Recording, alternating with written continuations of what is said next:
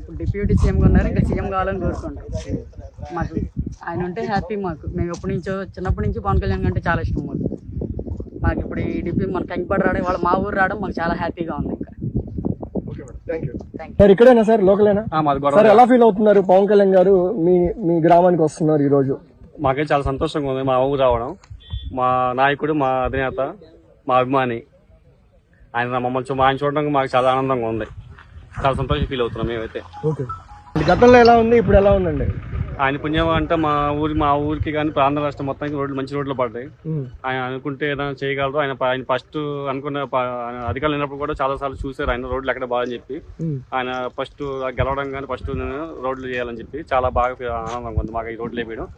గత 5-6 ఏళ్లలో మాత్రం మా రోడ్లు కానీ మా గ్రామంలో కానీ చాలా ఇబ్బంది పడ్డాం రోడ్లు లేక. కానీ చాలా హ్యాపీగా ఉంది రోడ్లు పడడం. అంతా బాగుంది, చక్కగా బాగుంది. ఆయన ఓటేసినందుకు, ఆయన నిలబడ్డానికి